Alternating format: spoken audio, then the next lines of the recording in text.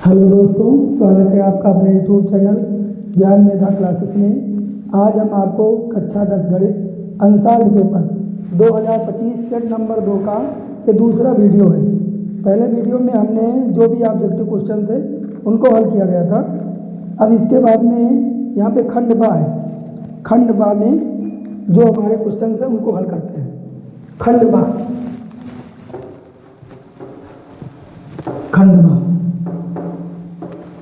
यहाँ पे पहला क्वेश्चन है। पहले का जो का खंड है यहाँ पे दिया है, सिद्ध कीजिए 6 माइनस रूट 2 एक अपरिमेय संख्या है। ठीक है, दर्शाइए 6 माइनस रूट 2 एक अपरिमेय संख्या है।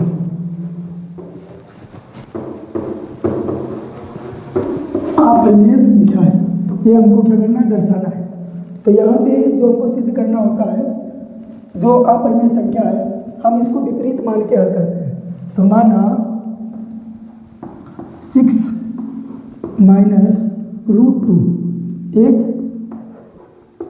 परिमेय संख्या है। परिमेय संख्या है, माना एक परिमेय संख्या है। तो परिमेय संख्या है तो 6 माइनस रूट 2 परिमेय संख्या, तो इसको पी अपान क्यू है ना, पी अपान क्यू के रूप में लिख सकते हैं। परिमेय संख्याएं कौन सी होती हैं? वह संख्याएं जिन्हें हम पी अपान क्यू के रूप में निरूपित कर सकते हैं, उन्हें हम परिमेय संख्याएं कहते हैं। तो जब परिमेय संख्या, तो इसको इस रूप में इक्वल करके लिख सकते हैं। तो यहाँ पे हम करते क्या है, जहाँ पी और क्यू क्या है, जहाँ पी तथा क्यू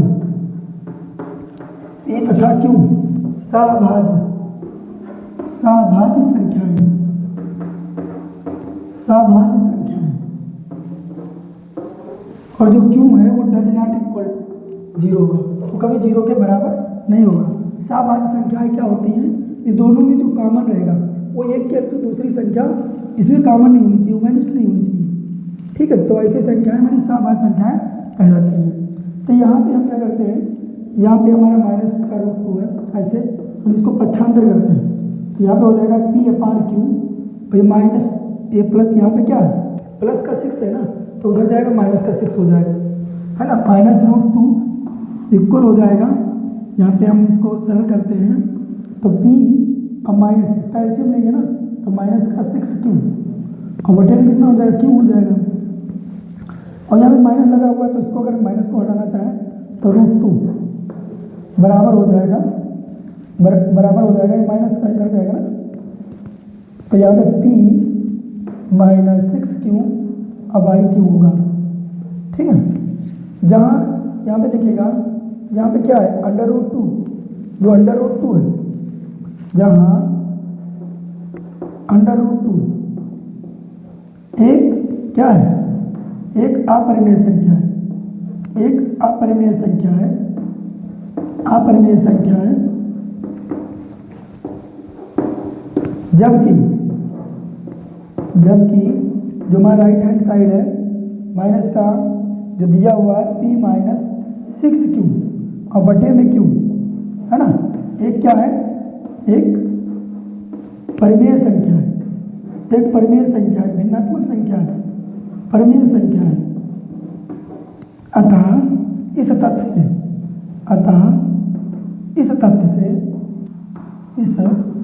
तथ्य से विरोधाभास उत्पन्न होता है, विरोधाभास उत्पन्न होता है।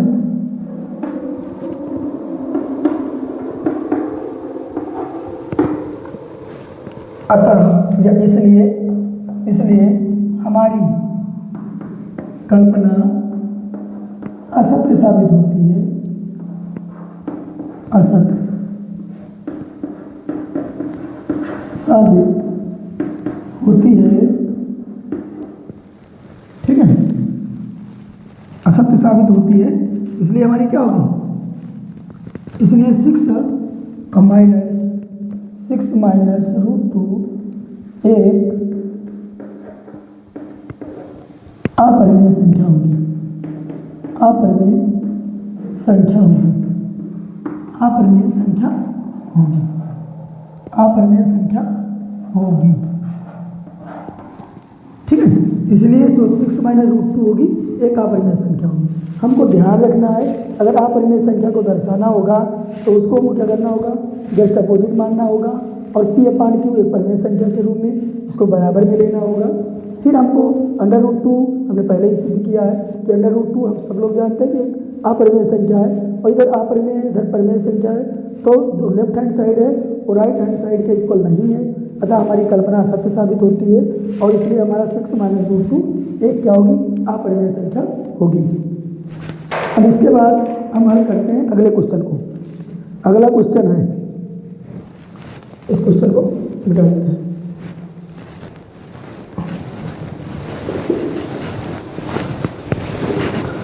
अगला क्वेश्चन है, यहाँ पे दिया है खाखंड, यहाँ पे दिया है x अक्ष पर उस बिंदु के निर्देशांक ज्ञात कीजिए जो 2, -5 और -2, 9 से समदूरस्थ हो। एक लाइन खींचते हैं समझाने के लिए। यहाँ पे मान लेते हैं यहाँ पे 2, -5 है इस बिंदु के निर्देशांक और यहाँ पे -2, 9 ठीक है इस बिंदु के निर्देशांक, और इसको मान लिया अपने ए बिंदु है और ये बी बिंदु है और यहाँ पे समदूरस्थ बिंदु P है, माना समदूरस्थ बिंदु कौन सा है, P है और यहाँ पे इसके निर्देशांक क्या होंगे, जो x अक्ष पर है, तो x अक्ष पे है तो x का मान होगा, लेकिन y से कोई मतलब नहीं होगा तो उसका मान 0 होगा, है ना। तो यहाँ पे समदूरस्थ के लिए, समदूरस्थ के लिए, समदूरस्थ के लिए, समदूरस्थ के लिए कंडीशंस क्या होती है, होती है AP, A से P के बीच की दूरी AP बराबर होगी PB के, AP बराबर होगा PB के। तो AP को लिख सकते हो अंडर रूट ऑफ, कोई डिस्टेंस वाला फार्मूला लगाएंगे हम, x2 - x1 है ना। तो इन दोनों में देखते हैं x2 हमारा कौन सा है, x2 हमारा कौन सा है, x है, तो x2 - x1 का गोला स्क्वायर प्लस y2 - y1, तो y2 कौन सा रहेगा, y2 हमारा ये है y2 0 और माइनस y2 - y1, तो माइनस माइनस प्लस हो जाएगा ना, का गोला स्क्वायर बराबर में PB, तो PB में और इसका हमको निर्देशांक के डिस्टेंस निकालना है ना, तो यहाँ पे ये हो जाएगा under root of x2 - x1, x2 कितना है -2 है, x1 कितना है x है, तो फार्मूला होता है माइनस, है ना, का गोला square plus y2 - y1, y2 कितना है 9 है और इक्वल 0 है ना, इसका गोला स्क्वायर। ठीक है, अब इसको हम सरल कर लेते हैं। यहाँ पे फार्मूला लगेगा a - b का होल स्क्वायर, तो यहाँ पे a - b का whole square a square plus b square -2ab, तो दो फार्मूला में 2 दूनी 4x है ना, और प्लस ये 5 का स्क्वायर है तो 95 कितना हो जाएगा 25 हो जाएगा ना, तो यहाँ पे 25 हो जाएगा बराबर में। यहाँ पे देखते हैं, यहाँ पे हम थोड़ा ध्यान देते हैं, जब यहाँ पे कोई सर्व संख्या मतलब कोई फार्मूले में नहीं बनता है, निशान अलग अलग लगे होते हैं, मिक्स होते हैं, तो प्लस के फार्मूले के माध्यम से इसको हल करते हैं। तो पहले माइनस ए स्क्वायर -2 का स्क्वायर प्लस बी स्क्वायर तो -6 का स्क्वायर प्लस 2ab, तो 2 गुणे ए का मान -2 है तो -2, बी का मान -x है तो -x रखेंगे, ठीक है, और प्लस 9 का स्क्वायर करेंगे, 9 9 81 हो जाएगा ना। चाहे दोनों तरफ से अंडर रूट को हटा सकते हैं, एक स्टेप और लेंगे, इसके बाद दोनों ओर तरफ ये अंडर रूट को छोड़ने पर तो x स्क्वायर और ये माइनस का 4x और ये 25 और 4 कितना होगा 29 हो जाएगा ना बराबर में। यहाँ पे देखते हैं -2 का स्क्वायर करेंगे 4 होगा प्लस यहाँ पे रहेगा -x का वर्ग करेंगे तो x स्क्वायर रहेगा, है ना। ये देखो यहाँ पे हो जाएगा 2 दूनी 4 प्लस माइनस माइनस और माइनस माइनस प्लस हो जाएगा तो 4x ही हो जाएगा, और कैसे है ना, दोनों तरफ से अंडर रूट को हटाने पर, छोड़ देने पर, तो x स्क्वायर -4x प्लस 29 है ना, equal to 4 plus x square अब प्लस का 4x है ना। अब यहाँ पे देखो 4 ये यहाँ पे है ना, तो 4 इसको जोड़ लेते हैं ना, एक्स स्क्वायर प्लस 4x और प्लस 81 और प्लस 4 कितना हो जाएगा 85 हो जाएगा, है ना। अब दोनों तरफ से अब देखते हैं जो हमारा करने वाला है, एक्स स्क्वायर से एक्स स्क्वायर कैंसिल आउट होगा ना। अब यहाँ पे थोड़ा यहाँ पे देखते हैं, माइनस का 4x है, ये प्लस का इधर आएगा तो भी माइनस का 4x हो जाएगा, तो माइनस का 4x और माइनस का ये 4x तो माइनस का 8x हो जाएगा ना, इक्वल टू, है ना। और यहाँ पे देखो 85 है, 85 है, और ये यहाँ पे प्लस का इधर आएगा माइनस का हो जाएगा, है ना। और माइनस का 8x इक्वल टू हो जाएगा 85 से 29 जाएगा, 15 से 9 जाएगा, 6 बचेगा, 7 से 2 जाएगा, 5 बचेगा ना। तो यहाँ पे 56 बच गया।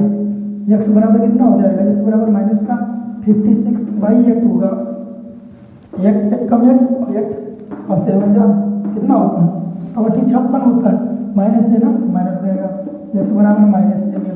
ठीक है। अतः जो समदूरस्थ बिंदु है, बिंदु P, समदूरस्थ बिंदु के निर्देशांक, समदूरस्थ बिंदु के निर्देशांक, बिंदु के निर्देशांक क्या होंगे, समदूरस्थ बिंदु के निर्देशांक जो x,0 थे, x,0 वो हमारा आ जाएगा, क्या हो जाएगा x,0, x का मान -7 है, तो -7,0 ये इसका राइट आंसर होगा। देख सकते हैं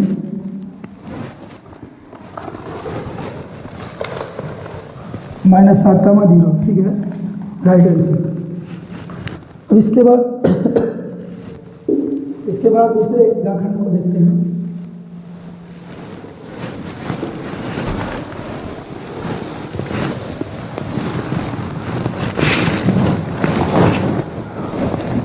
रेखाखंड है, बिंदुओं यहाँ पे दिया है, यहाँ पे बिंदु दिए, माना ये भी 2 बिंदु दिए, तो साइड में करते हैं, ठीक है। माना लिखेंगे, माना ये भी 2 बिंदु हैं, ठीक है।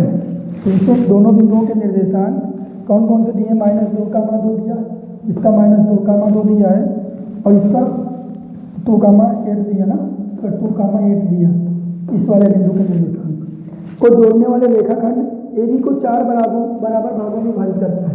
अब ए बी जो रेखाखंड है ये 4 बराबर भागों में विभाजित है, तो यहाँ पे ये हमको मानते मध्य बिंदु है ना, और इसको 4 बराबर भागों में विभाजित करना है, तो 4 बराबर भागों में मान लीजिए हमने विभाजित कर लिया, ठीक है, ऐसे। तो यहाँ पे मान लीजिएगा एक P बिंदु है, Q बिंदु और एक R बिंदु, है ना। ऐसे हमने इन 3 बिंदुओं के माध्यम से जो ए बी रेखाखंड है वो 4 बराबर भागों में विभाजित है। माना ए बी एक ऐसा रेखाखंड है जिसमें P तथा Q तथा R बिंदु से जो ए बी रेखाखंड है 4 बराबर भागों में विभाजित है। अब हमको निकालना क्या है, हमको P Q R के निर्देशांक निकालना है, ठीक है। तो यहाँ पे बिंदु Q के निर्देशांक, ठीक है, बिंदु Q के निर्देशांक के लिए अगर हमको बिंदु Q के निर्देशांक निकालना है तो उसके लिए क्या करना होगा, तो ए बी का मध्य बिंदु Q है, ए बी का मध्य बिंदु क्या है, ए बी का मध्य बिंदु Q है, ए बी का मध्य बिंदु Q है, क्योंकि ए बी का मध्य बिंदु Q है, ठीक है। तो Q है तो Q के निर्देशांक, तो Q के निर्देशांक Q है तो Q के निर्देशांक x बराबर x1 प्लस x2/2। अब x1 इसमें कितना है -2, तो -2 x1 और प्लस x2 +2 और y2, है ना। तो ये x हो जाएगा, कामा y बराबर y1 और प्लस y2/2। y1 कितना है, y1 यहाँ पे 2 है और प्लस y2 कितना 8 है और y2, है ना। तो यहाँ पे माइनस के 2 में से प्लस का 2 जाएगा तो 0 हो जाएगा, 0/2, है ना। और यहाँ पे क्या हो जाएगा 8×2 10 हो जाएगा, 10/2 और 10/2 हो जाएगा ना। तो इसका मान आ जाएगा 0 और इसका मान आ जाएगा कितना देगा, 2×5 = 10, 5, है ना। तो Q के निर्देशांक आ जाएंगे, Q के निर्देशांक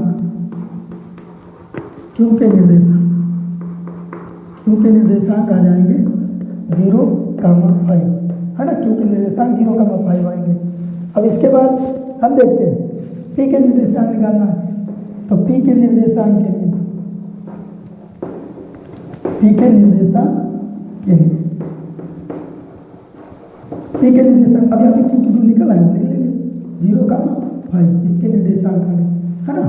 अब यहाँ पे पी के निर्देशांक तो ए क्यू का मध्य बिंदु क्यू है ना, ए क्यू का मध्य बिंदु, ए क्यू का जो मध्य बिंदु है क्या पी है, पी है। तो पी के निर्देशांक, तो पी के निर्देशांक x बराबर, पी के निर्देशांक के लिए x बराबर क्या हो जाएगा, x1 और प्लस x2 तो -2 और प्लस 0 ना y2, y बराबर y2 y1 प्लस y2 तो 2 और प्लस 5 y2 है ना। ये तो x बराबर कितना आ जाएगा -2 y2 ऐसे लिख सकते हो ना, कमा y और 2 प्लस 5 7 होगा ना 7/2 तो 2/2 का मान कितना आ जाएगा -1, x बराबर कितना आएगा -1 इसका आ जाएगा मान, और y बराबर कितना आ जाएगा 7/2 आएगा। पी के निर्देशांक, पी के निर्देशांक, पी के निर्देशांक हो जाएंगे, पी के निर्देशांक हो जाएगा -1, 7/2 इसका आंसर है। ठीक है, अब इसके बाद देखते हैं कौन सा आर बिंदु के निर्देशांक के लिए, आर बिंदु के निर्देशांक के लिए,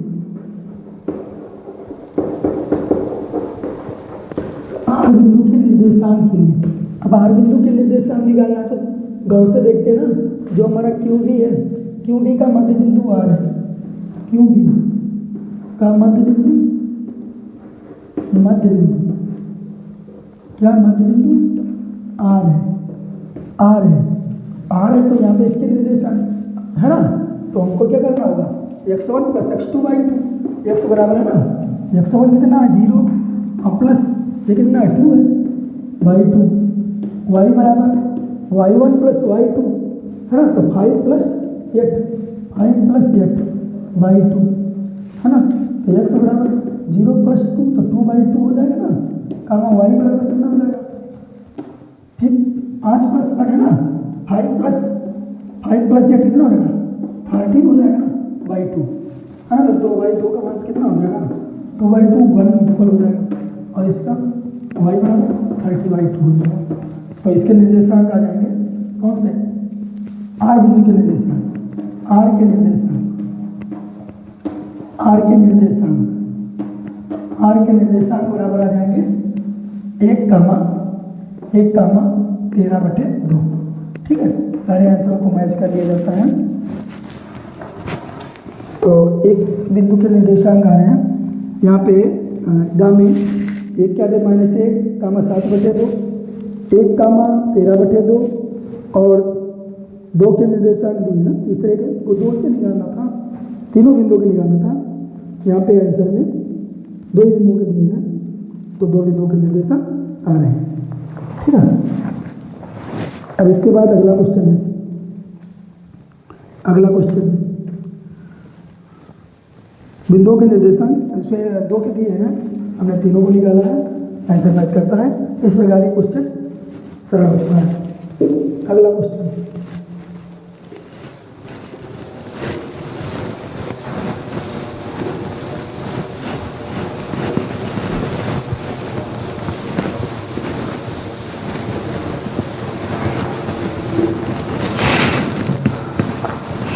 अगला क्वेश्चन है सिद्ध कीजिए, घ नंबर सवाल है,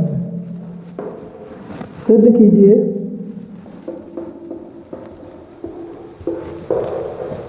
सिद्ध कीजिए √1 प्लस साइन थीटा बटे 1 माइनस साइन थीटा बराबर हो जाएगा सेक थीटा और इंटू टैन थीटा और plus tan theta, plus tan theta. ये दिया है, दर्शाना है लेफ्ट हैंड साइड जो है राइट हैंड साइड के इक्वल है। तो यहाँ पे LHS लेते हैं,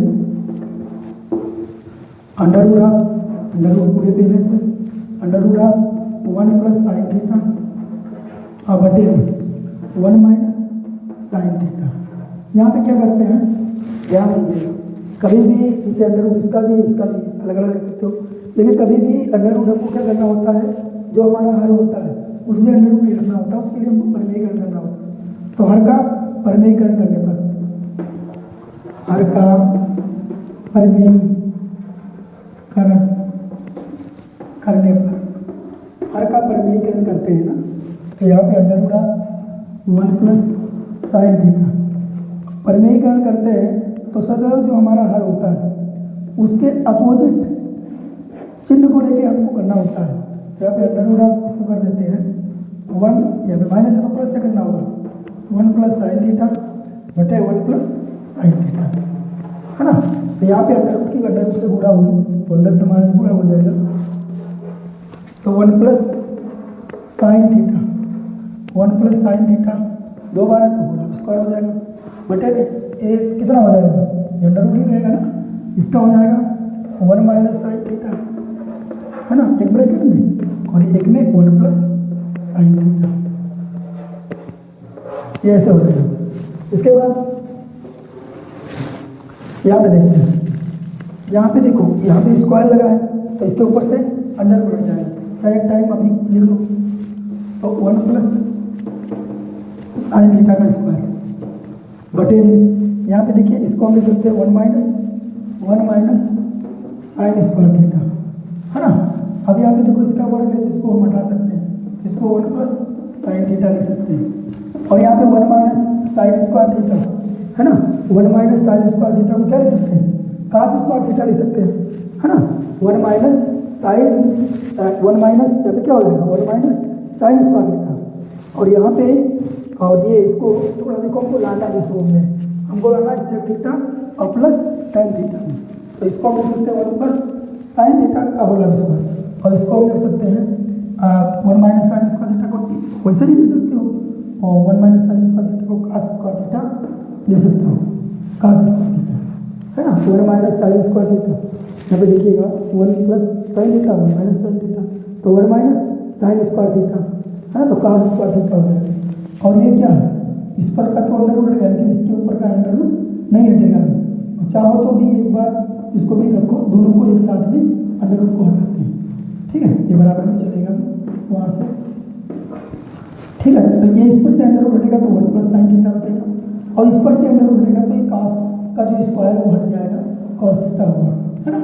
अब इसको अलग अलग पदों में लिख सकते हो, इसको 1 अपॉन कॉस थीटा लिख सकते हो, 1 अपॉन कॉस थीटा लिख सकते हो, और प्लस इसको sine theta by cos theta लिख सकते हो, है ना। ऐसा तो हम लिख सकते हैं ना, इसको 1 बाई कॉस थीटा किसके इक्वल होता है, सेक थीटा के, और plus sine theta by cos theta हमने पढ़ा ना टेन थीटा होता है ना। तो सेक थीटा और प्लस टेन थीटा, है ना। तो लेफ्ट हैंड साइड जो LHS है वो इक्वल हो चुका है RHS के, है ना, RHS के, ठीक है। कल्पना करते हैं आपको अच्छी समझ में आया होगा। अगला क्वेश्चन देखते हैं,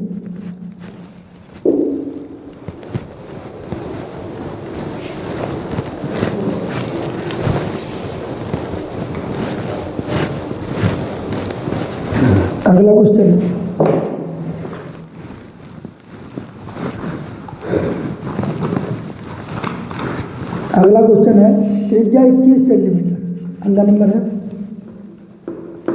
त्रिज्या 21 सेंटीमीटर, वृत्त की त्रिज्या दी है, वृत्त की त्रिज्या R बराबर दी है कितना 21 सेंटीमीटर, 21 सेंटीमीटर दिया है। जीवा केंद्र पर 60 डिग्री का कोण बनाती है, जीवा द्वारा केंद्र पर आंतरिक कोण कितना है, जीवा द्वारा केंद्र पर आंतरिक कोण, जो आंतरिक कोण थीटा है वो बराबर कितना है, थीटा दिया है 60 डिग्री का, ठीक है। आंतरिक करते हैं संगत वृत्त खंड का क्षेत्रफल ज्ञात कीजिएगा, संगत वृत्त खंड का क्षेत्रफल, ठीक है। तो यहाँ पे थोड़ा वृत्त बना दिया जाए तो समझाने में थोड़ा आसानी रहे,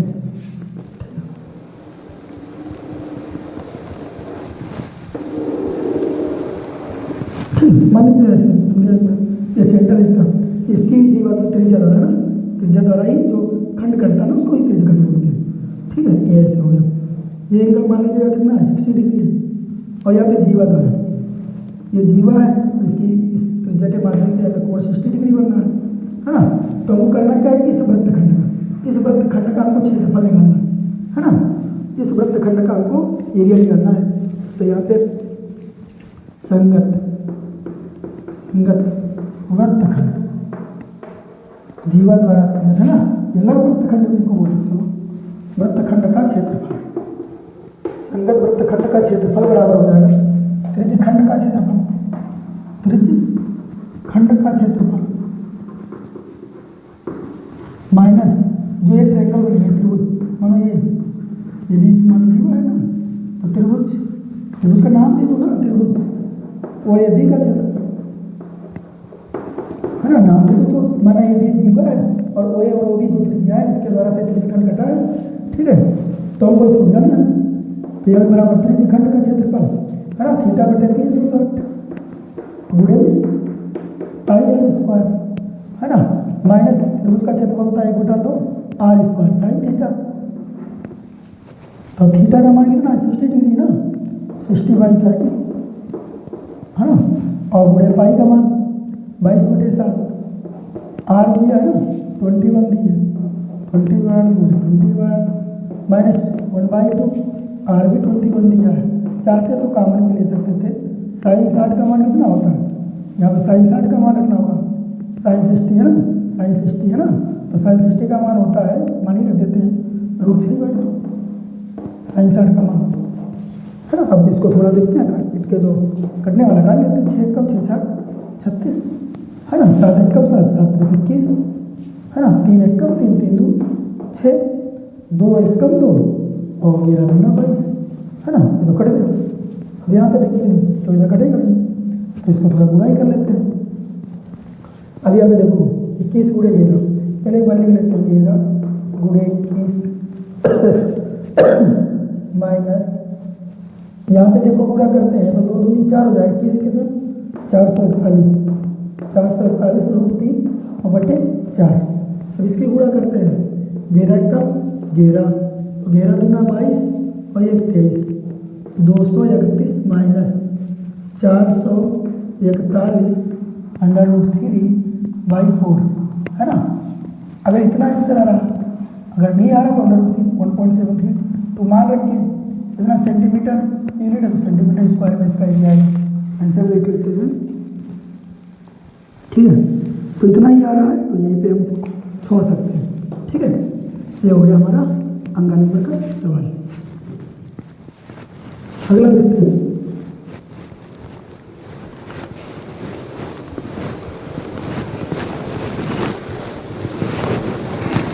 दूसरे का ये 4 नंबर, पहले का चाहिए दूसरा नहीं। देखो यहाँ पे एक डिब्बे में चार लाल कंचे, लाल कंचों की संख्या, लाल कंचों की संख्या बराबर कितनी है, लाल कंचों की संख्या बराबर है 4 लाल कंचे, 8 सफेद कंचों की संख्या बराबर 8 है, सफेद कंचों की संख्या 8 है, तथा 5 हरे कंचों की संख्या बराबर कितनी है 5 है। 3 काले कंचे हैं, तो यहाँ पे तो कुल कंचे कितने होंगे, ठीक है। डिब्बे में कुल कंचे,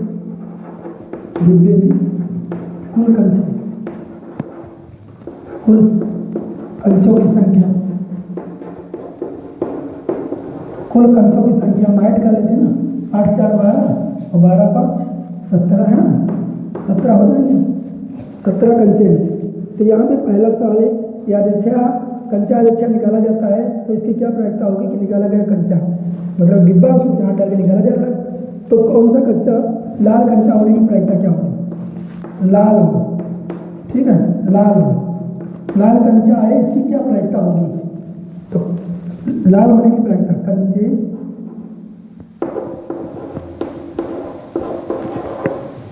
के लाल होने की प्रायिकता, लाल होने की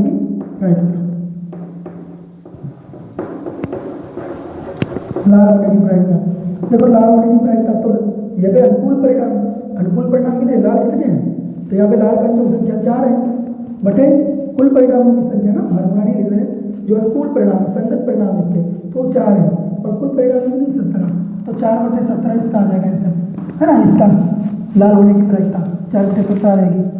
और दूसरा है हरा नहीं हूँ, दूसरे में हरा नहीं हूँ, तो यहाँ पे हरा ना होने की प्रायिकता, हरा ना होने की प्रायिकता,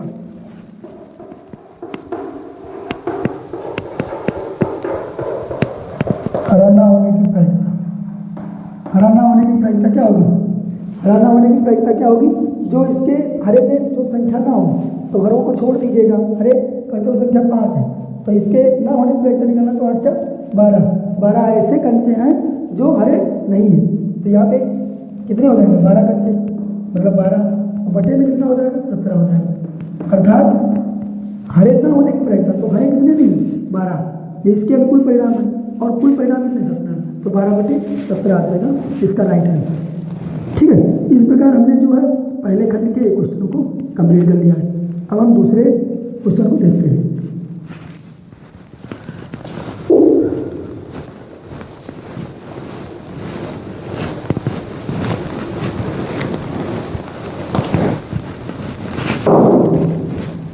दूसरा क्वेश्चन, दूसरे का हमारा कौन सा है, का खंड है। दो सकेंद्रीय वृत्तों की त्रिज्याएं यहाँ पे दिया 7.5 सेंटीमीटर और 4.5 सेंटीमीटर है। बड़े वृत्त की जीवा उस जीवा की लंबाई क्या कीजिए जो छोटे वृत्त को स्पर्श करती है।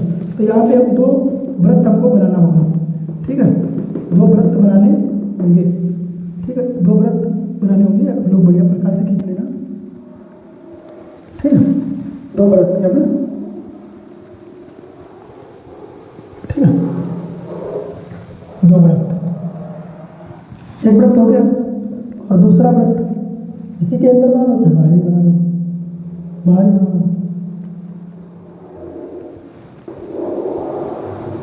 ठीक है, तो दो वृत्त हो गए। तो सकेंद्रीय वृत्त क्या होते हैं, तो सकेंद्रीय वृत्त होते हैं जो एक ही वृत्त के केंद्र से, जैसे प्रकार के अंगों के हीरे का घटा कितना मिले फिर बड़ा कितना मिले, तो ये सकेंद्रीय वृत्त होते हैं।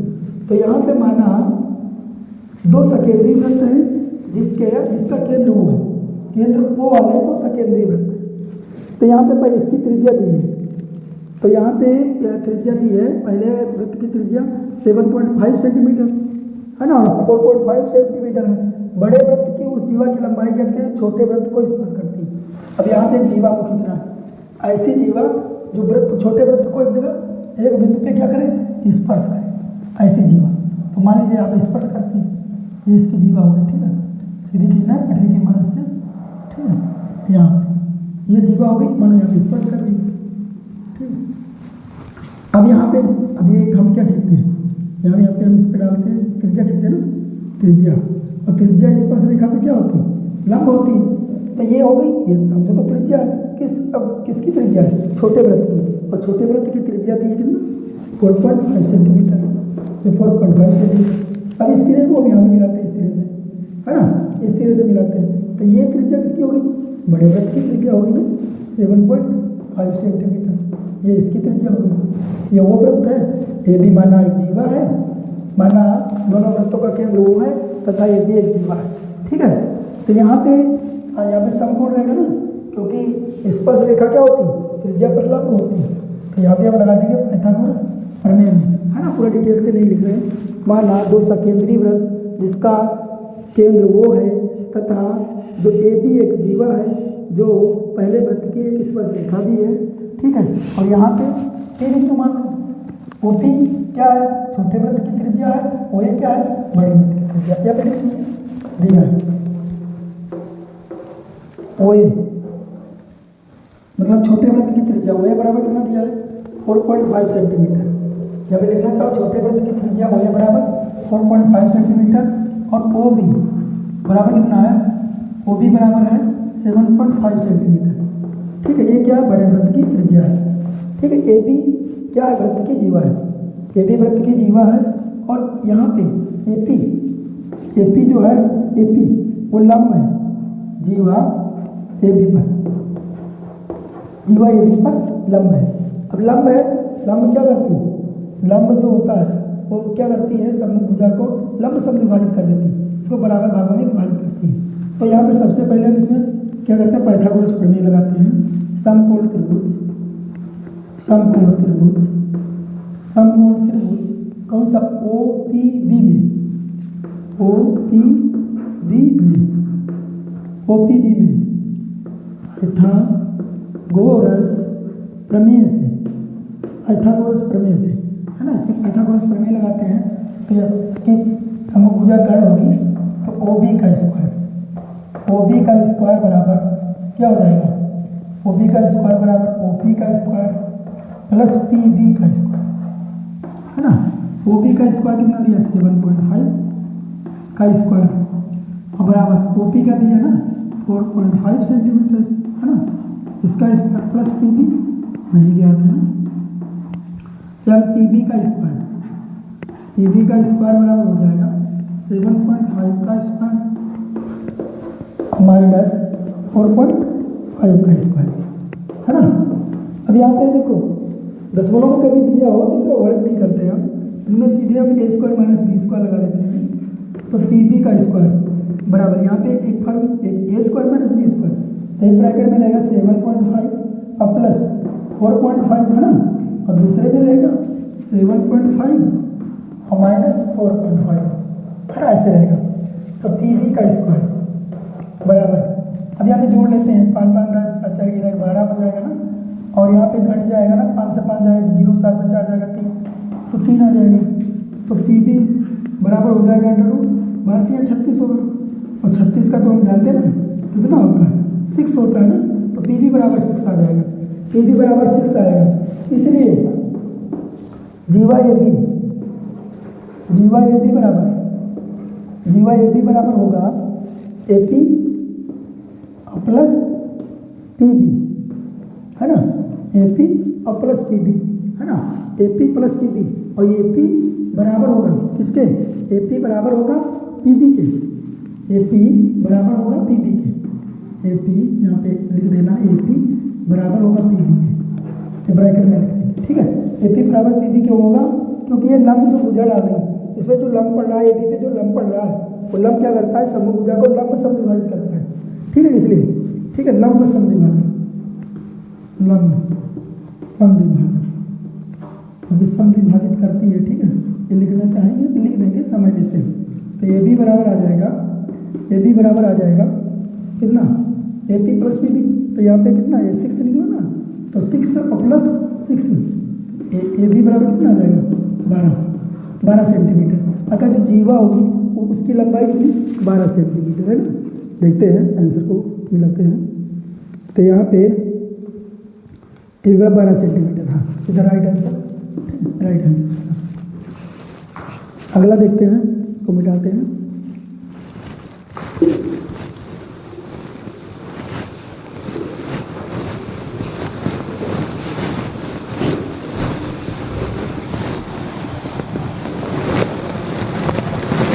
अगला क्वेश्चन है, यहाँ पे दिया है आकृति दी है, दूसरे का खा है, दूसरे का खा नंबर सवाल, यहाँ पे एक आकृति दी है, आकृति में ये बड़ी आकृति बना लेते हैं, त्रिभुज बना हुआ है, इसका नाम ये T है और यहाँ पे Q है और यहाँ पे R है, यहाँ पे बिंदु P है ना, P बिंदु जो है एक यहाँ पे आ रहा है इसको और ये यहाँ पे, है ना, तो यहाँ पे यस बिंदु है और ये एंगल दिया है, इस एंगल का नाम कोण 2 रखा हुआ है, कोण 2 है, है ना, कोण 2 है, कोण तुम कोण में बनाएंगे उसको, और ये कोण, ठीक है। अब जो दिया आकृति तो बन गई ना, अब जो दिया वो डिटेल लिखते हैं, दिया है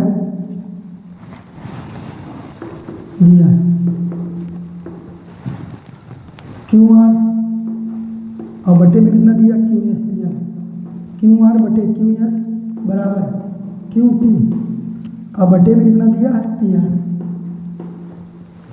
तथा कोण 1 और बराबर में दिया कोण 2 के, कोण 1 बराबर कोण 2 दिया है। अब हम ध्यान से देखते हैं आकृति को, सिद्ध क्या करना है वो भी देख लेते हैं।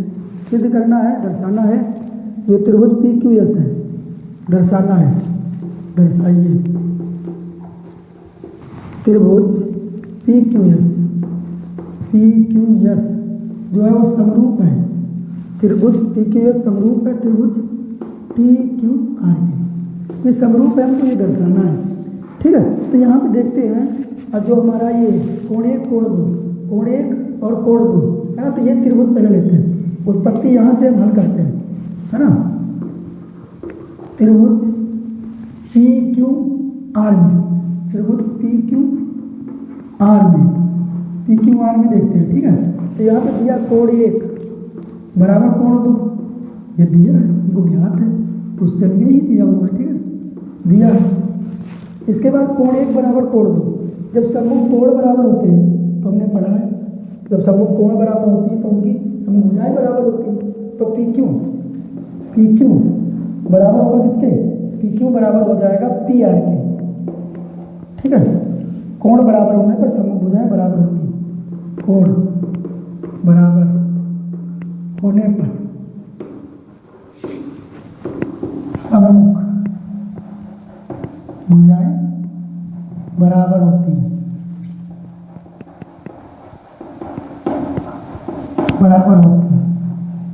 ठीक है। तो पी क्यू बराबर पी आर के हो जाएगा। ठीक है, तो पी क्यू बराबर पी आर होगा। अब यहाँ पे देखते हैं, हमको जैसे पी क्यू बराबर पी आर, अब यहाँ पे इसको हम थोड़ा सुधारना हो तो उसमें हम सुधार सकते हैं। पी क्यू की जगह पे हम पी आर रख सकते हैं, है ना, और पी आर की जगह पे हम पी क्यू रख सकते हैं, पी आर की जगह पे क्या रख सकते हैं, पी क्यू रख सकते हैं।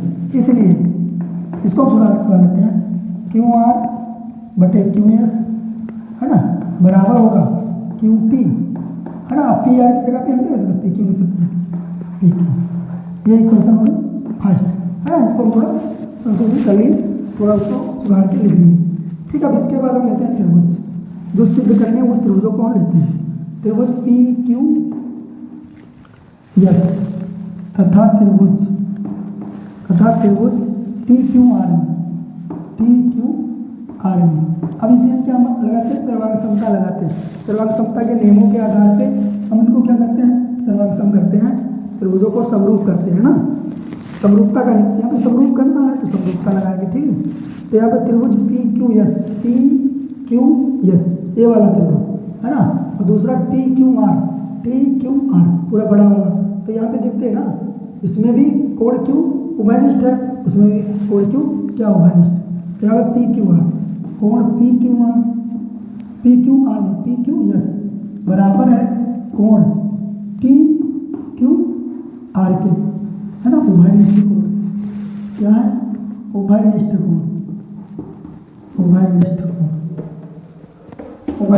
है। ठीक है, दूसरा हम देखते हैं, यहाँ पे उभयनिष्ठ कोण हो गया, और दूसरा हम देखते हैं भुजाओं को। ये समीकरण फर्स्ट, जो इसकी क्यू आर भुजा, है ना, इस वाली क्यू आर भुजा बटे क्यू एस, क्यू आर बटे क्यू एस, क्यू आर किसकी, इस बड़ी वाली त्रिभुज की भुजा इसकी क्यू आर बटे क्यू एस, है ना, क्यू एस बटे क्यू आर, है ना, ऐसे भी तो लिख सकते हो, क्यू एस बटे क्यू आर, और बराबर क्यू टी ये बड़े वाले त्रिभुज की, और फिर ये पी क्यू, है ना। तो चाहे इसको पहले करो चाहे उसको करो। ठीक है, तो ये एक नियम मिला, वो दो भुजाएं समानुपात में दी, तो क्यू आर और बटे क्यू एस।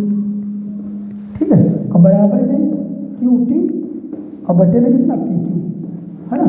ध्यान देते हैं यहाँ पे, जैसे यहाँ पे क्यू एस, ये छोटा वाला त्रिभुज, है ना, और चाहे बड़ा वाला क्यू आर, ये क्यू आर भुजा की, और ये छोटे वाले त्रिभुज, इसका रेशियो, है ना, एक रेशियो, और इस वाली भुजा का क्यू टी और इस क्यू टी का, इन दोनों भुजाओं का जो रेशियो है वो क्या बराबर है। अतः यहाँ पे लिखोगे, अतः कौन सा एंगल बराबर हो तो भुजाएं उससे संलग्न दोनों भुजाएं अनुपातिक है, तो क्या हो जाएगा, भुजा कोण भुजा, भुजा कोण भुजा, भुजा कोण भुजा, भुजा कोण भुजा समरूपता से समरूपता से त्रिभुज कौन सा पी क्यू एस समरूप होगा त्रिभुज टी क्यू आर के है ना। तो इट्स क्या होगा रूट हो गया है ना, इट्स रूट हो गया है ना। इस प्रकार ये सवाल हल हो चुका है। अगला देखते हैं, इसको मिटाते हैं। ठीक है, अगले क्वेश्चन को ध्यान देते हैं।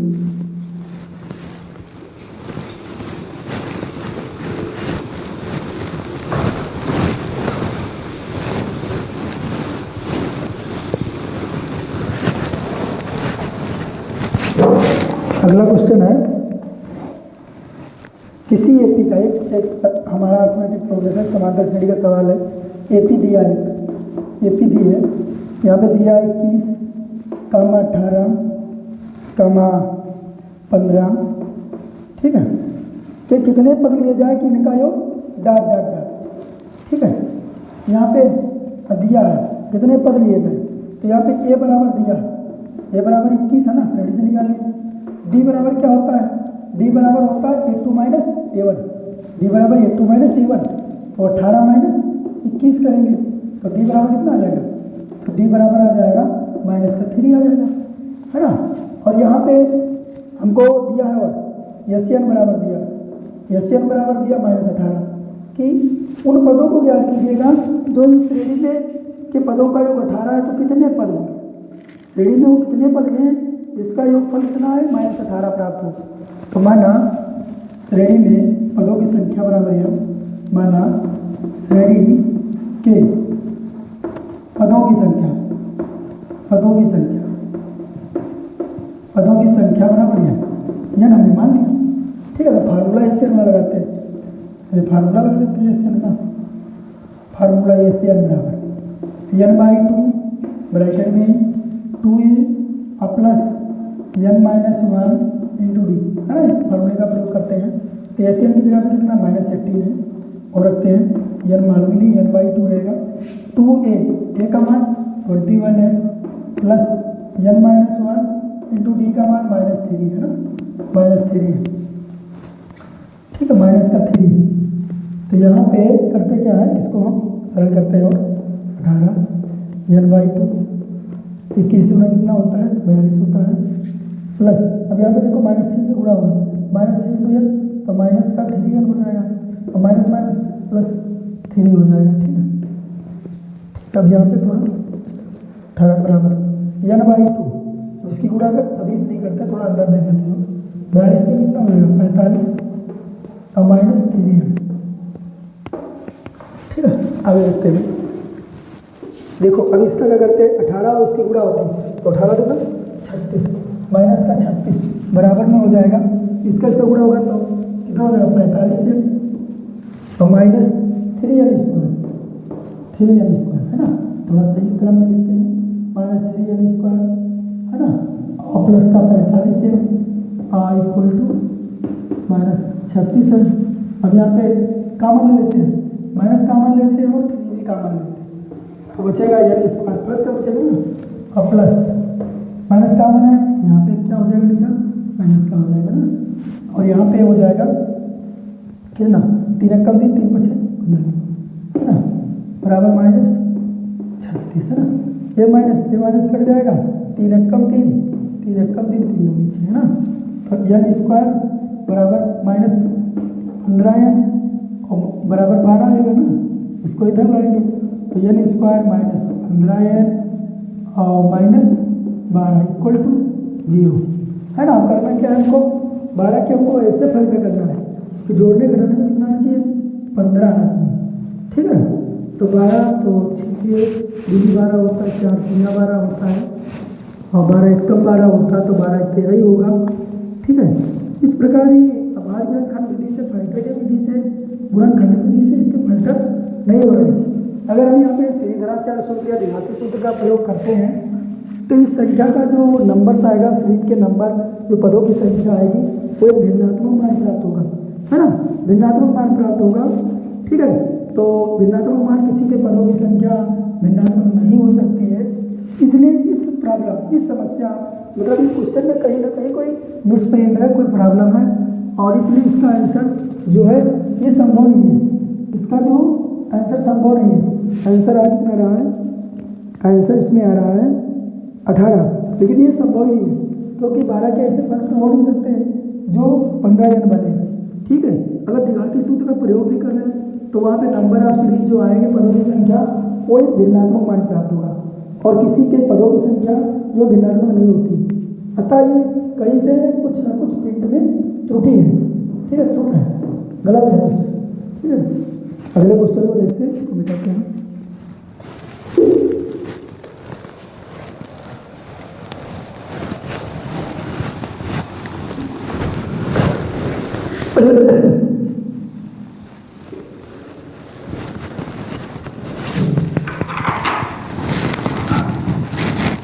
यहाँ पे एक घात दिया हुआ, दूसरे का घात। यहाँ पे दिया है द्विघात बहुपद, यहाँ पे शून्यांक ज्ञात करना है।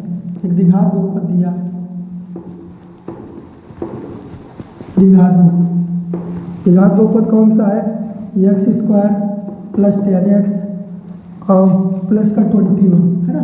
ये द्विघात दिया है, इसके शून्य ज्ञात कीजिएगा। ये शून्य ज्ञात कीजिएगा,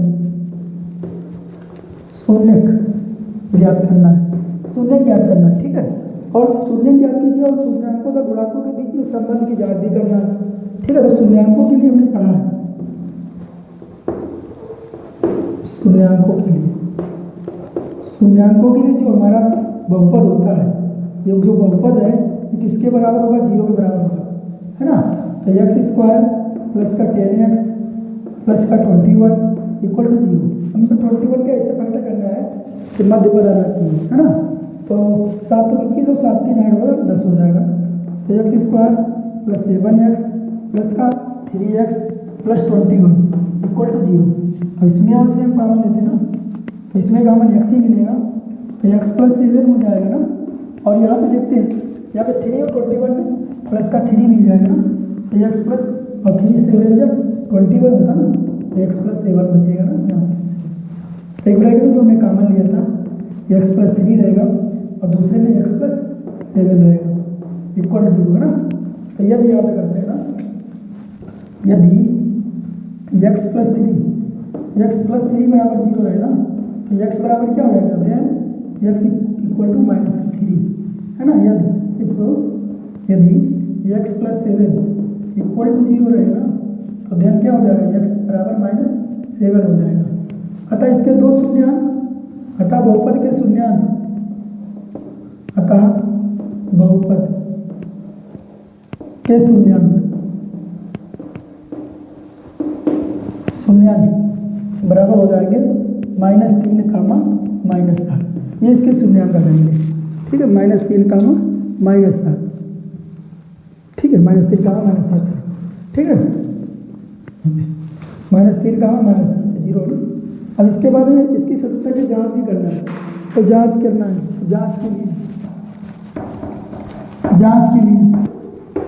जांच के लिए मुख्य करना होता है। जांच के लिए आप देखो, इक्वेशन के आधार पर हम पहले मूलों का योगफल निकालते हैं। तो समीकरण के अनुसार यहाँ पे थोड़ा डिवाइड कर लेते हैं मूल को। समीकरण के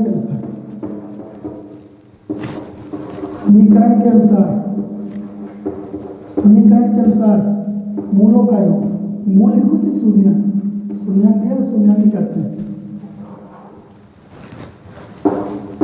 शून्यांकों का योग बराबर क्या होता है? -b/a होता है ना।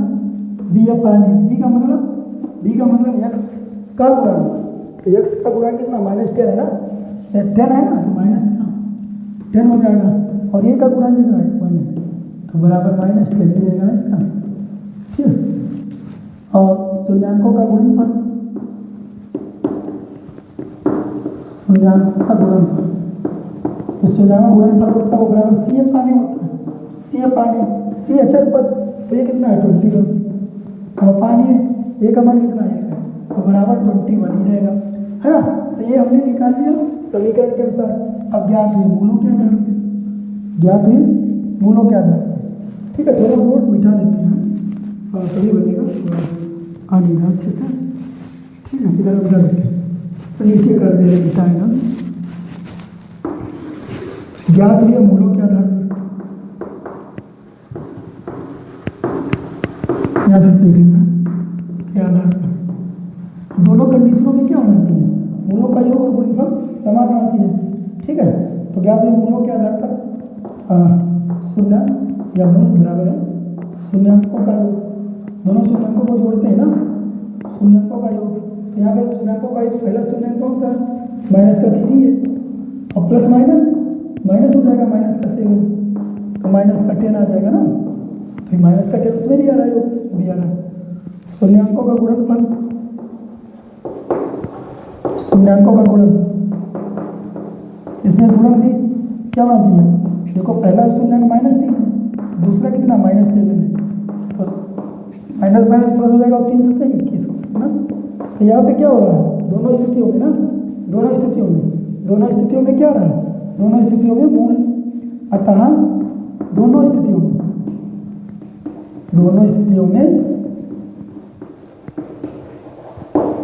मूलों का योग तथा गुणन समान है, योग तथा गुणन समान है, गुणन समान है तथा हमारे मूल जो है वो सही निकले। ठीक है, इस प्रकार ये सवाल हल हो चुका है। बोर्ड को साफ कर देते हैं, अगला क्वेश्चन लेते हैं।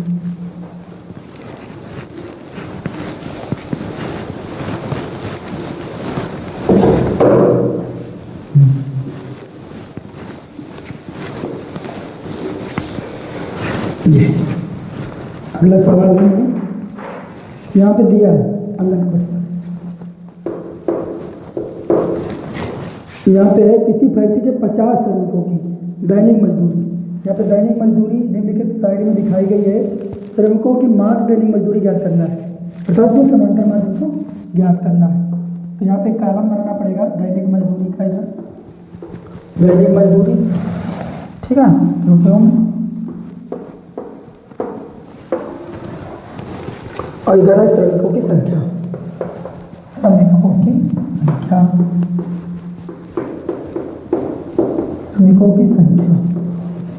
ठीक है, यहाँ पे दैनिक मजदूरी 500 से 520 पाने वाले कितने मजदूर, 12 श्रमिक हैं, और यहाँ पे 520 से 540 पाने वाले कितने श्रमिक हैं, 14 श्रमिक। ठीक है, और यहाँ पे 540 से 560 आने वाले श्रमिकों की संख्या है, 540 से 8, और यहाँ पे 560 से 580 आने वाले श्रमिकों की संख्या है 6 है ना। और यहाँ पे 580 से 600 है ना, आने वाले श्रमिकों की संख्या कितनी है, 10 है। ठीक है, तो यहाँ पे श्रमिकों की संख्या जो वर्ग अंतराल दिया होगा सेशन जो है 12 मात्रा होगी हमारी। अब इसके बाद हम देखते हैं, तो समांतर माध्य निकालना है। तो यहाँ पे हमको करना क्या क्या होता है, समांतर माध्य के लिए फार्मूला ही होता है सिग्मा एफ एक्स बटे सिग्मा एफ, है ना। तो सिग्मा एफ तो इसमें से आ जाएगा, सिग्मा का मतलब योग होता है ना। अब यहाँ पे एक्स हमको निकालना, मध्यमान। मध्यमान क्या होता है, वर्ग अंतराल की जो निम्न सीमा और उच्च सीमा को जोड़ करके उसको आधा कर लिया जाता है, वही उसका मध्यमान होता है। ठीक है, तो यहाँ पे मध्यमान निकालते हैं। तो यहाँ पे 500 520 को जोड़ेंगे तो 1020 हो जाएगा, अर्थात दोनों में कितना 20 का डिफरेंस है। तो 10 निम्न सीमा में आप 10 ऐड करते चले जाइएगा, तो ये हो जाएगा 510 है ना। ये 520 से 10 का डिफरेंस है ना, या 20 का डिफरेंस है ना, तो 10 ऐड करना है तो 530 हो जाएगा, है ना। 550 हो जाएगा, ये इसका हो गया। ये 540 है तो 550 हो जाएगा, और इसका 570 हो जाएगा, और इसका 590 हो जाएगा, है ना, क्योंकि 20 का डिफरेंस है और 20 में 10 जोड़ देंगे, इक्वल आ जाएगा। अब मध्यमान के बाद में हम निकालेंगे F X, F cross X, मध्यमान गुणे बारंबार, एक टेबल और बनाएंगे। ठीक है, इसके लिए अब एफ एक्स निकालते हैं, एफ इंटू एक्स, इसकी गुणा करेंगे, 12 0 0 ही रहेगा, 12 1 12 के 2 और 12 5 60 और 1 61 है ना, इतना होगा ना, ठीक है। या फिर एक्स तो 12 0 और 12 1 12 के 2 और 12 5 60 61, इसके करेंगे 14 0 14 3 42 के 2 है ना, और 14 5 70 और 4 74, फिर इसके करेंगे 8 0 0 8 5 40 का 0 8 5 40 और 4 44 हो जाएगा, 6 0 में 0 6 7 42 के 2 और 6 5 30 और 4 34 है ना। इसकी करेंगे तो इसमें क्या 0 करना, 59 1 का 59 और कितना 0 2 0 आगे हो जाएगा। अब इसका हम निकाल लेते हैं सिग्मा एफ एक्स, इसका सिग्मा एफ एक्स निकाल लेते हैं, सिग्मा एफ एक्स जोड़ लेते हैं, देखो 0 0 0 है ना, और 2 2 4 2 6 रहेगा, 4 1 5 4 1 5 5 4 9 9 4 13 और 13 और 9 कितना हो जाएगा 13 9 22 होगा, 22 के 2 चलिए 2 है ना, 7 6 13 13 4 17 17 3 20 20 5 25 और 25 और 2 कितना हो जाएगा 27 हो जाएगा ना। देखो 7 6 13 13 और 4 17 17 3 20 20 5 25 और 25 और 2 27 है ना, 27 260 27 260 आएगा इसका। और सिग्मा एफ तो मान भी 50 सर लिख दिए है ना, तो ये 50 नहीं, जो संख्या की संख्या कितनी 50 है ना, ये आपने टेबल अच्छे से बन गया। तो समांतर माध्य माध्य मजदूरी बराबर माध्य मजदूरी बराबर हो जाएगा सिग्मा एफ एक्स बटे सिग्मा एफ है ना, सिग्मा एफ एक्स बटे सिग्मा एफ एक्स है 27 260 और बटे 50 है ना, ये 0 से 0 कट गया, 5 से काट देते हैं, 50 25 है ना, 2 बच गया 20 2 22 हो गया, 5 चक्कू 20 है ना, 2 बचा 26 हो गया, 50 25 दशमलव लगाया और 1 बचा ना 5 दूनी 10 545.2, देखते हैं पहले आंसर को देख लेते हैं, 545.20 हाँ सही है। इस प्रकार 545.2 रुपये ये क्या हो जाएगी दैनिक मजदूरी लिख जाएगी, ठीक है। बहुत अच्छे से कंप्लीट हो चुका है ये क्वेश्चन, ठीक है। मिटाते हैं बोर्ड को साफ करते हैं, अगला क्वेश्चन देखते हैं।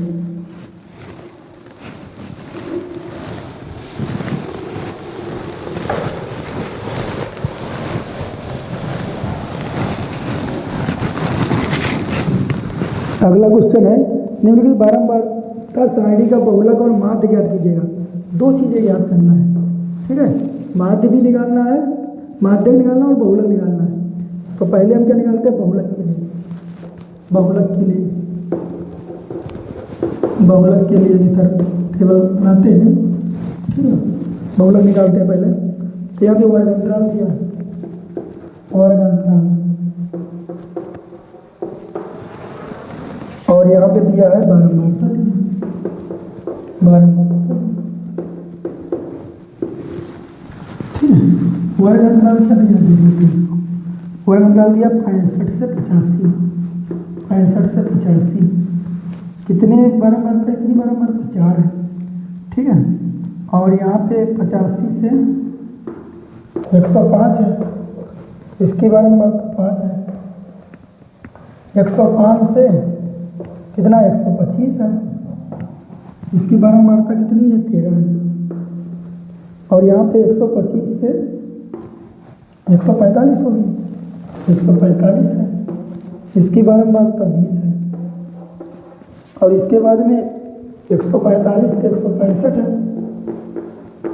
जिसकी बारंबारता कितनी है 14 है, और 165 से 185 है, जिसकी बारंबारता 8 है, और 185 से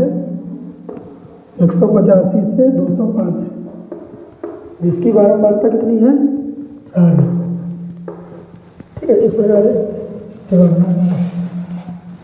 अब बहुलक के लिए हमको बहुत सारा कुछ चीज़ ध्यान नहीं देना होता है, बहुलक के लिए फार्मूला होता है, बहुलक मूड बराबर होता है यल प्लस है ना F1 माइनस F0 बटे 2F1 minus F0 minus F2 और गुणे में H रहता है ना, गुणे में H। ये चीज़ें हमको इस टेबल से ही प्राप्त करना है। तो यहाँ पे F क्या होता है? बारंबारता। तो बारंबारता देखो F क्या होती है? बारंबारता होती है। जो बारंबारता दी होती है उसमें जो उच्च बारंबारता होती है उसको F1 कहते हैं। तो यहाँ पे उच्च बारंबारता कौन सी हमारी है? F1। और F1 के ऊपर वाली F0 होती है, ये वाली F0 होगी, और नीचे जस्ट F1 के F2 होती है। और जो F1 इसके बारंबारता उस वर्ग अंतराल में जो निम्न सीमा होती है, ये जो निम्न सीमा होती है ये हमारा क्या हो गया? यल हो गया। ये हमारा क्या? यल हो गया। तो यहाँ पे इसका मान हम रख लेते हैं ना, ये यल हो गया। यहाँ पे सूत्र नहीं रखते हैं। यल कितना मान है? 125 है प्लस F1 कितना हमारा? 20 है माइनस F0 कितना? 13 बटे 2F1 तो 2 गुणे 20 माइनस F0 कितना? 13 है माइनस F2 कितना है? F2 14 है गुणे H क्या होता है? निम्न सीमा और उच्च सीमा के बीच का डिफरेंस। तो कितना? 20 का डिफरेंस है गुणे 20। ठीक है, अब हल करते 125 प्लस 20 से 13 जाएगा 7 बचेगा ना, 7 बटे 20 दूना 40 और माइनस जोड़ेंगे 1 1 2 हो जाएगा और 4 3 7 है ना, 4 3 7 1 2 28 और गुणे 20 बराबर 125 प्लस 7 और बटे कितना? 7 और ये बटे कितना रहेगा? घटा लेंगे ना, तो 10 से 7 जाएगा 3 बचेगा और 3 से 2 जाएगा 1 है ना, 7 बटे 13 और गुणे 20 है। इसको 20 से यहाँ पे गुणे करेंगे, तो इसको इसके बाद में सरल करते हैं। बराबर में 125 प्लस यहाँ पे गुणा करेंगे 7 दूनी 14 140 और बटे में कितना हो जाएगा? 13। इसके बाद क्या करते हैं? इनसे ले लेते हैं, इसको 125 गुणे 13 करते हैं प्लस 140 करते हैं और फिर 13 से भाग करते हैं। ठीक है, तो ये 13 बचा 65 का 5 चले 6 13 दूना 26 और 6 26 और 6 32 हो जाएगा और 13 का 13 और 3 16 और प्लस 140 और बटे में कितना? 13 है ना, जोड़ते हैं 05 आ जाएगा 426 होगा और 1617 है ना, 1 बटे 13 भाग कर लेते हैं। 13 कम 13 होगा, 1 बचे 4 बचेगा ना, 46 हो जाएगा। 13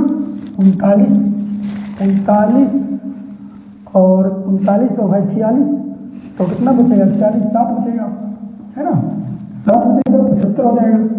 तो 13 बचे 65 13 6 78 ज़्यादा होगा, 13 बचे 65 और है कितना?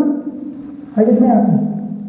75 ना, 10 बचेगा ना, तो यहाँ पे देखो ऐसे कर लेंगे, असुविधा हुई 17 65 से भाग करो 13 से, तुम जस्ट 13 कम 13 4 बच गया 46 हो गया है ना, और 13 दूना 26 है ना, 13 39 कर जाएगा, 16 से 9 जाएगा 7 बचेगा है ना, और यहाँ पे 7 इसके बाद कौन सा होता है? 5 17 6 78 ज़्यादा होगा तो 13 बचे 65 है ना 0 और यहाँ पे कितना 10 100 हो गया 10 लगाने के बाद है ना। तो तेरा जब 75 91 है ना, छोड़ देते हैं बहुत ज़्यादा क्या होगा, तो 135.7 है ना, 91 9 आएगा, फिर वही कितनी बार लगेगा? 7 बार लगा तो 6 बार लग जाएगा है ना। तो यहाँ पे देखते हैं, ऐसा पहले देखते हैं, यहाँ पे आंसर को देखते हैं। तो यहाँ पे आंसर आ रहा है इसका बहुलक का 135.8 दिया है ना, तो यहाँ पे दशमलव उधर अंक को छोड़ दिया गया बहुलक। ठीक है, तो यहाँ पे इधर सही। ठीक है, अब दोस्तों यहाँ पे लग देते हैं। ठीक है, इसके बाद अगला लिखते हैं। ठीक है, यहाँ वाली तो मिलेगा, जैसे 93 है ना, यहाँ पे स्कूल है ना, लेकिन वो मैक्सिमम लगा दिया गया, कोई बात नहीं से, और बाकी अंकों को छोड़ दिया जाता है। ठीक है, तो इस प्रकार देखो आकलन करते हैं ना, जब 5 या 5 से बड़ा होता है तो ये एक अंक इधर जोड़ दिया जाता है, बाकी इधर को छोड़ दिया जाता है ना, क्योंकि 6 5 से बड़ा है तो इसमें एक साथ में जोड़ दिया जाता है ना। अगर लिखना चाहो तो ऐसा लिख सकते हो। अगर हमको एक ही अंक में निकालना है तो अगले जो उसका पड़ोसी अंक है ना, तो उसको ध्यान देते हैं। यदि वो 5 या 5 से बड़ा होगा तो एक जोड़ देंगे, तो यहाँ पे एक जोड़ दिया और इधर 0 कर दिया जाता है। ठीक है, ये आकलन होता है, ऐसा भी लिख सकते हो, या फिर आप ऐसे 135.76 लिखो, कोई बात नहीं, या इसको एक अंक में रखना है तो बड़ा अच्छा तो जोड़ देना। ठीक है, इस प्रकार ये बहुलक हमारा कंप्लीट हो चुका है। इसके बाद टेबल वही रहना, क्योंकि सवाल उसी से, पर सवाल का दूसरा क्वेश्चन है, दूसरे हमको निकालना क्या, जोड़ी माध्यिका निकालनी है, तो उसके लिए थोड़ा टेबल को बढ़ाना पड़ेगा, हम बढ़ा लेंगे। क्या माध्यिका जो निकालना है, माध्यक ज्ञात कीजिए। माध्यक का मतलब माध्यिका। अब माध्यक के लिए इसी टेबल का सहारा लेते हैं, क्वेश्चन यही है, तो क्वेश्चन ही तो उसमें कोई परिवर्तन हुआ चाहिए। तो माध्यक के लिए ये आपको थोड़ा मिटा देते हैं, जहाँ पे जो लिखे थे इनको मिटा दिया जाता है। ठीक है, फिर लाल लगेगा भी। ठीक है, तो माध्यक के लिए, अब माध्यक के लिए देखो फार्मूला होता है, पहले हम फार्मूला देखते तो पता चलता ना, तो माध्यिका या माध्यक, ठीक है, बराबर होता है L plus n/2 minus CF अपन F, है ना, CF अपन F, और गुणे में H। जुकाम हो गया, तो यहाँ पे देखो CF निकालना है, अर्थात हमको संचयी बारंबारता निकालनी है ना, तो इसके लिए हमको टेबल बनानी पड़ेगी, इसको थोड़ा बढ़ाना पड़ेगा। संचयी बारंबारता, संचयी बारंबारता यहाँ पे CF निकालना है। ठीक है, संचयी बारंबारता तो हम जानते हैं, पहला पढ़ लीजिएगा, फिर इसके बाद इसमें जुड़ेगा 5 4 9 होगा, 13 9 कितना होगा, 22 होगा, 22 लिखेंगे, और 22 और 20 जुड़ेगा तो 42 हो जाएगा, और 42 और 14 जुड़ेगा तो 4 2 6 और 4 5 56 हो जाएगा, है ना। 56 और 8 जुड़ेगा तो कितना होगा, 64 हो जाएगा। 8 से 14 5 6 64, और 64 और 4 जुड़ेगा तो 68 हो जाएगा, है ना। ये हमारी आगे हमारी संचयी बारंबारता होगी। अब हमको देखना है, हमको n और देखो n/2 क्या है, n/2 ये 68 है। ठीक है, 68, तो 2 की संख्या कितनी है, ये 68। जो संचयी बारंबारता निकालते जो लास्ट हमारा पद आता है यहाँ, वो बारंबारता के कुल पदों के योग के बराबर आता है, तो n बराबर यहाँ पे कितना होगा, 68 होगा। ठीक है, अब यहाँ से देखते हैं जब कौन सा होगा, तो जो बारंबारता उच्च है, जो बारंबारता उच्च है ये F होगा, है ना, और इसके ऊपर वाली जस्ट CF होगी, ये कौन सी होगी, ये CF होगी, ये CF होगा। ठीक है, इसका मान CF ले लिया, ये वाला। ठीक है, और इसके बाद में हमको यह बल हो गया, यश तो मालूम है, यल तो यही रहेगा, यश सीमा और सीमा का डिफरेंस है, मान रख लेते हैं। यल कितना है, यल का मान कितना है, यल का मान कितना है, 125 है, 125 रखते हैं, प्लस n/2 68/2 68/2 माइनस CF कितना है, CF हमने 22 है ना, 22 और बटे में F 20 है, गुणे में H 20 है, ये 20 से 20 कैंसिल आउट हो जाएगा, बराबर में 125 और प्लस, है ना, यहाँ पे 2 से काट देते हैं, 2 3 6 2 चक्कू 8 34 माइनस 22, है ना, बस और कुछ बचेगी। ठीक है, तो 125 और प्लस 34 में से 22 जाएगा, 4 से 2 जाएगा, 2 बचेगा, और 3 से 2 जाएगा, 1 12 है ना, जुड़ जाएगा, तो 5 2 और 7 हो जाएगा, 2 3 हो जाएगा, 137 आएगा, माध्यिका बराबर 137। क्वेश्चन को देखते हैं, आंसर को मैच करते हैं, है ना। तो यहाँ पे माध्यिका बराबर 137, हाँ वही माध्यक बराबर 137, है ना। इस प्रकार जो खंड 2 था उसके सारे क्वेश्चन जो है वो कंप्लीट हो चुके हैं।